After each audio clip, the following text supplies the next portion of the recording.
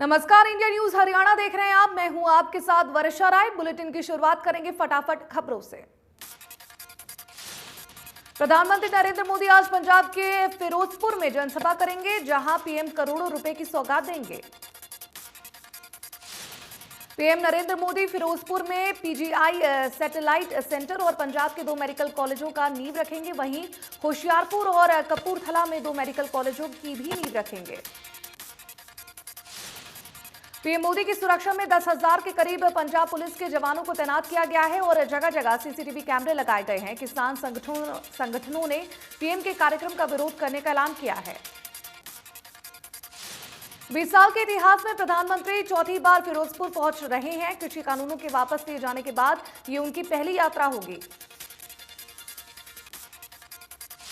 डाडम हादसे के बाद खनन मंत्री मूलचंद शर्मा ने बुलाई हाई लेवल बैठक। हरियाणा सचिवालय में करेंगे समीक्षा। कहा, डाडम में दोषियों को नहीं छोड़ेंगे। खनन विभाग के अतिरिक्त मुख्य सचिव शामिल होंगे। सभी जिलों के खनन अधिकारियों को भी बुलाया गया।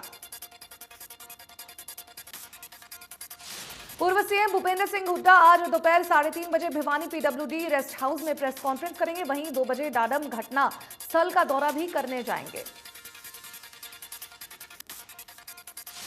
रोहतक में बीजेपी की संगठनात्मक बैठक हुई, जिसमें बीजेपी प्रदेश अध्यक्ष ओपी धनखड़ मौजूद रहे। उन्होंने डाडम हादसे पर दुख जताते हुए जांच की मांग की है, ताकि हादसे की वजह का खुलासा हो सके। नए साल के लिए भिवानी में डाडम में खनन के दौरान पहाड़ ढहने से बड़ा हादसा हो गया है। हादसे का 75 घंटे से ज्यादा का समय हो गया है, लेकिन सर्च ऑपरेशन जारी है। एनडीआरएफ और एसडीआरएफ की टीमें लगातार सर्च ऑपरेशन कर रही है। डाडम हादसे की जांच के लिए फैक्ट फाइंडिंग टीम भी गठित की है।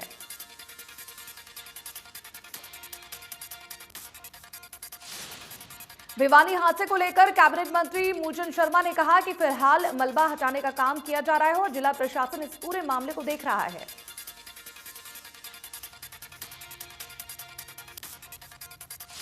महान में राज्यसभा सांसद रामचंद्र जांगड़ा ने सैमाण गांव का दौरा किया। इस बीच उन्होंने किसानों से बातचीत की, जहां किसानों ने 2 फसलों के मुआवजे की मांग रखी। वहीं राज्यसभा सांसद रामचंद्र जांगड़ा ने कहा कि दोनों फसलों के मुआवजे के लिए सरकार को प्रस्ताव भेज दिया है। साथ ही उन्होंने कहा कि सैमाण गांव के स्टेडियम की मरम्मत करवाई जाएगी।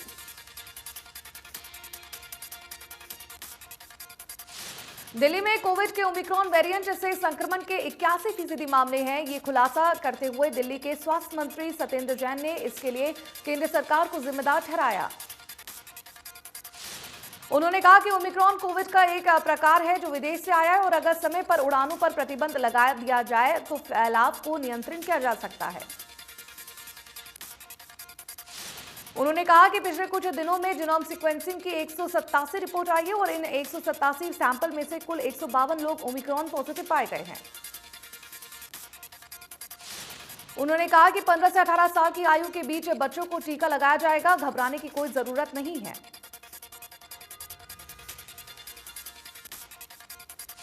दिल्ली में कोरोना के बढ़ते मामलों के बीच वीकेंड कर्फ्यू लगाने का ऐलान किया गया है। शुक्रवार रात 10 बजे से लेकर सोमवार सुबह 5 बजे तक सिर्फ जरूरी सेवाओं को छोड़कर बाकी सब कामों पर पाबंदी रहेगी।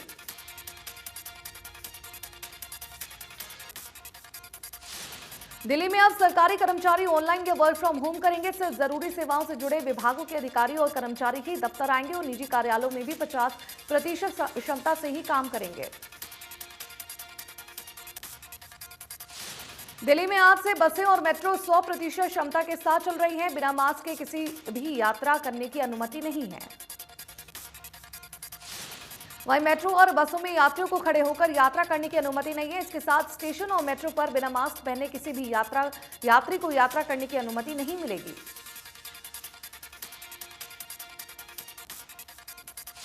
यूपी में नाइट कर्फ्यू अब 6 जनवरी से रात 10 बजे से सुबह 6 बजे तक रहेगा। पहले ये रात 11 बजे से लागू होता है। यूपी में कोरोना के बढ़ते मामलों के बीच सरकारी और निजी स्कूलों को 14 जनवरी तक के लिए बंद कर दिया गया है। साथ ही नाइट कर्फ्यू का वक्त भी बढ़ा दिया गया है।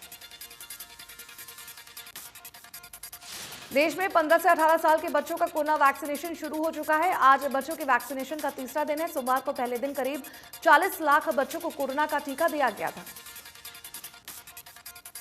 कैथल जिले में 15 से 18 वर्ष तक के किशोरों को लगाई जा रही है कोरोना की वैक्सीन। कैथल उपायुक्त डॉक्टर प्रदीप दहिया ने सभी सरकारी कार्यालयों में नो वैक्सीनेशन नो एंट्री के आदेश जारी कर दिए हैं। फरीदाबाद में वैक्सीन सेंटर पर बच्चों ने वैक्सीन लगवाया। बच्चे वैक्सीन लगवाकर काफी खुश दिखाई दिए।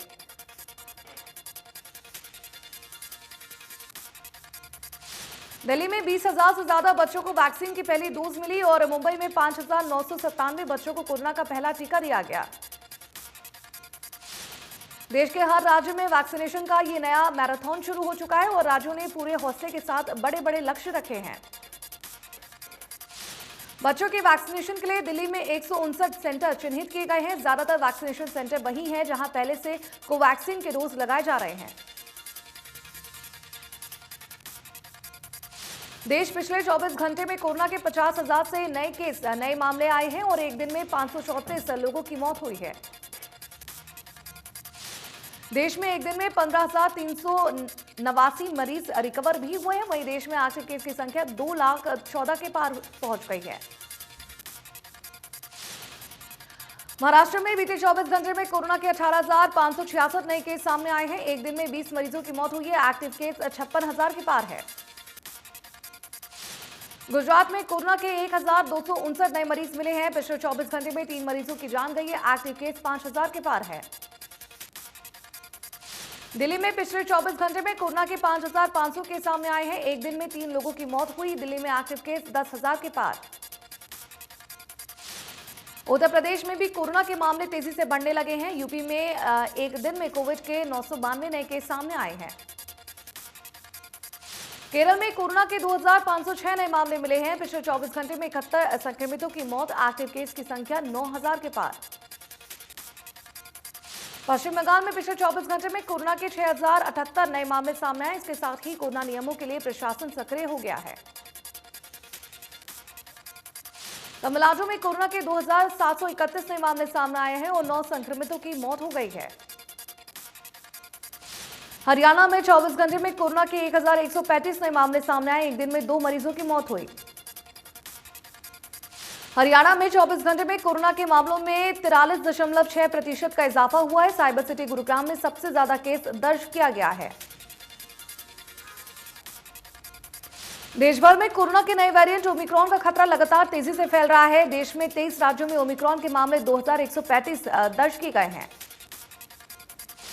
महाराष्ट्र में ओमिक्रॉन के कुल 653 मामले सामने आए। वहीं राज्य में 193 मरीज रिकवर भी हो चुके हैं। दिल्ली में एक दिन में ओमिक्रॉन के 57 नए केस सामने आए हैं। इसके साथ दिल्ली में ओमिक्रॉन के कुल 351 मामले हो गए हैं। राजस्थान में ओमिक्रॉन के 120 मामले हो गए। वहीं 86 मरीज रिकवर भी हुए हैं।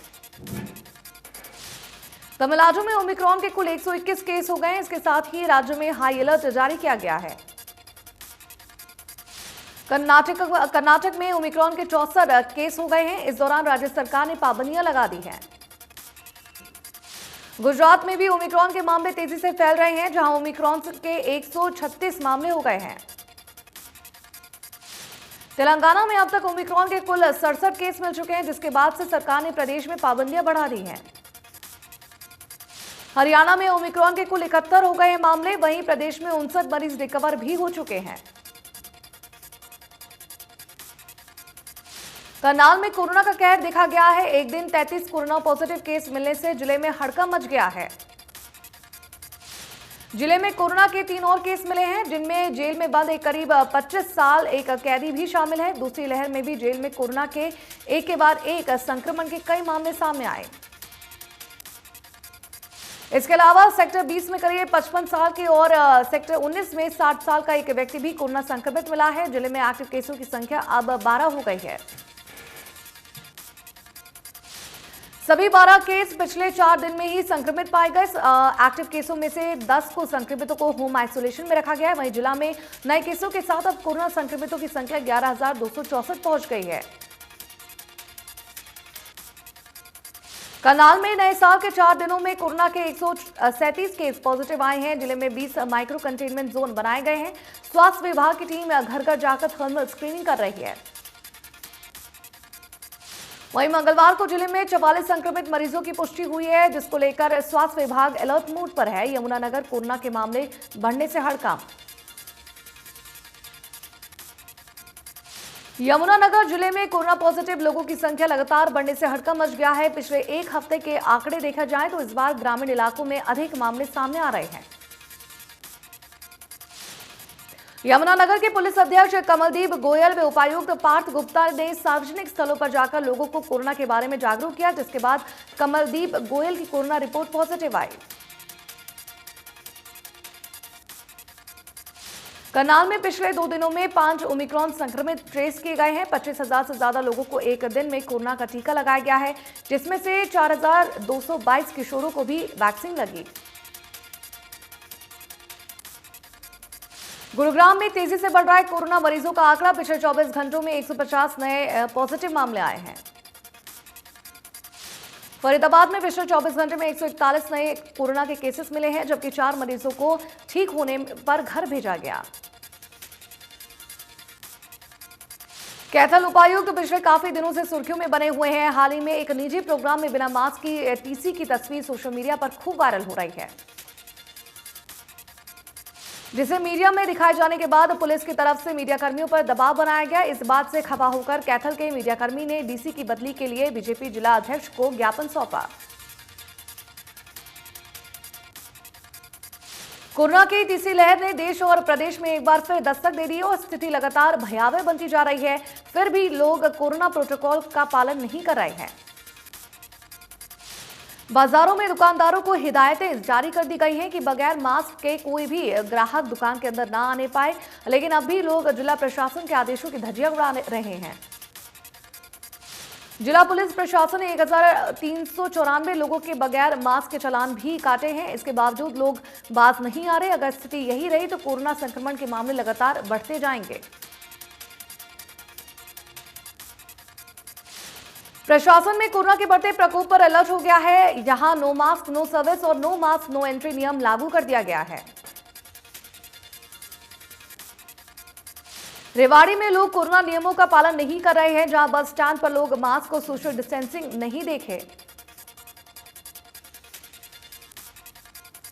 गुरुग्राम को स्वच्छ, सुंदर और बेहतरीन बनाने के लिए अतिरिक्त आयुक्त डॉक्टर वैशाली शर्मा ने अपने अपने क्षेत्र में बेहतर कार्य करने वालों को ब्रांड एम्बेसडर का प्रमाण पत्र भेंट किया है। सिरसा में ओमिक्रॉन का एक भी मामला नहीं है। स्कूलों में छुट्टियों के बावजूद स्वास्थ्य विभाग 15 से 18 साल के किशोरों को स्कूल में बुलाकर टीकाकरण कराएगा। झज्जर में कोरोना गाइडलाइन की अवहेलना करने वालों के काटे चालान। पुलिस ने करीब 50 लोगों के चालान काटे। हरियाणा बीजेपी पर व्यापार प्रकोष्ठ ने हरियाणा सरकार के नाम ज्ञापन दिया, देते हुए कहा कि मार्केट को शाम 5 बजे बंद करने के टाइम को बढ़ाया जाए। रतिया नगर पालिका सीमा में नगर पालिका की अनुमति के बिना नक्शा पास करवाए निर्माण कराने वाले लोगों के खिलाफ नगर पालिका ने शिकंजा कसना शुरू कर दिया है। बिना अनुमति के दुकान, मकान और अन्य इमारतों का निर्माण करने वाले निर्माणकर्ताओं में हड़कंप मचा हुआ है। नगर पालिका ने शहर में 20 लोगों को नोटिस भी दे दिया है। पाकिस्तान और अफगानिस्तान में हालात खराब होने पर भारत में रह रहे हिंदू परिवारों को भारतीय नागरिकता दी जा रही है। फरीदाबाद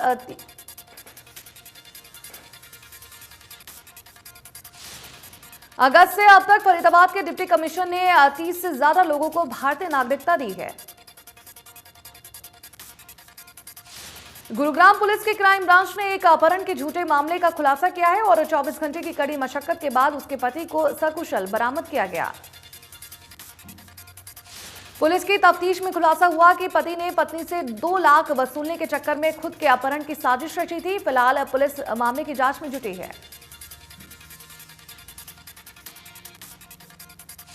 गुरुग्राम में कोरोना के बढ़ते आंकड़ों को देख सरकार ने प्रदेश के 5 जिलों में पाबंदियां लगाई हैं और मार्केटिंग और वाइन शॉप्स को शाम 5 बजे करने के आदेश दिए हैं। वाइन शॉप संचालकों की मांग है कि जितनी सेल हो उस हिसाब से सरकार एक्साइज ड्यूटी वसूल ले, लेकिन बार, होटल, रेस्टोरेंट और वाइन शॉप्स को देर शाम तक खुलने की मंजूरी दी जाए। जींद में अनुसूचित जाति का कथित सामाजिक बहिष्कार का मामला ठंडा होने का नाम नहीं ले रहा है। मंगलवार को जींद की कई खापों ने अनुसूचित जाति के लोगों को साथ लेकर प्रदर्शन किया और लघु सचिवालय तक रोष मार्च निकाला। खाप नेताओं का कहना है कि खापड़ और छातर दोनों गांव में शांति है और सभी धर्मों और समुदाय के लोग मिलकर एक साथ रह रहे हैं। पानीपत के समालखा कस्बे में घी व्यापारी की गोली मारकर हत्या कर दी गई है। बदमाश बाइक पर सवार होकर आए थे, पहले क्षेत्र की रेकी की और फिर घर से महज 70 मीटर दूर पर घी व्यापारी को गोली मार दी गई। व्यापारियों का कैश वाला बैग लूटकर बदमाश फरार है। घायल व्यापारी को अस्पताल ले जाया गया है, जहां इलाज के दौरान उसकी मौत हो गई। वारदात के बाद पुलिस ने इलाके को सील कर दिया और कार्रवाई शुरू कर दी। इलाज के दौरान पुलिस के मुताबिक व्यापारी के बैग में रोजाना 1.5 से 2 लाख कैश होता था। परिजनों का अनुमान है कि 1.5 लाख रुपए की लूट हुई होगी। रतिया के बुल्लाडा रोड पर बाबा फर्नीचर हाउस में सुबह भयानक आग लग गई। बताया जा रहा है कि शॉर्ट सर्किट की वजह से मौसम बरसाती होने से ये फर्नीचर हाउस में आग लगी। आस पड़ोस के लोगों ने दुकान मालिक को सूचना दी और दमकल विभाग को इसकी सूचना दी गई। घंटों बाद दमकल विभाग की मात्रा एक गाड़ी मौके पर पहुंची और आग पर काबू पाया गया। दिल्ली एनसीआर समेत हरियाणा के कई इलाकों में सुबह से ही हल्की बारिश हो रही है। पहाड़ों पर बर्फबारी है तो वहीं मैदानी इलाके में बारिश का दौर जारी है। कैथल और झज्जर में हल्की बूंदाबांदी से ठिठुरन बढ़ गई है, लेकिन प्रदूषण से राहत मिली है। वहीं किसानों के लिए ये बारिश फायदेमंद बताई जा रही है। कैथल में बूंदाबांदी होने से तापमान में गिरावट आई। अगले 2 दिनों तक ऐसा ही मौसम रहने की संभावना जताई गई है। मौसम विभाग ने पहले ही आशंका जताई थी कि बूंदाबांदी हो सकती है। जिले में हल्की बारिश से रबी फसल खासकर गेहूं और सरसों को काफी फायदा पहुंचेगा और उत्पादन बढ़ेगा। इसके अलावा किसानों की सिंचाई की बचत होगी। दिल्ली का air quality index very poor category में है, जहां एयर क्वालिटी इंडेक्स 369 दर्ज किया गया। हिसार में एयर क्वालिटी इंडेक्स 278 दर्ज किया गया, जहां दमा के मरीजों को सांस लेने में दिक्कत हुई। फरीदाबाद की आबोहवा खराब श्रेणी में दर्ज की गई, जहां एयर क्वालिटी इंडेक्स 320 दर्ज किया गया है। गुरुग्राम में एयर क्वालिटी इंडेक्स स्तर में पहले से सुधार हुआ है, जहां एयर क्वालिटी इंडेक्स 191 दर्ज किया गया। भिवानी में एयर क्वालिटी इंडेक्स 209 दर्ज किया गया है, जहां लोगों को परेशानी हो रही है।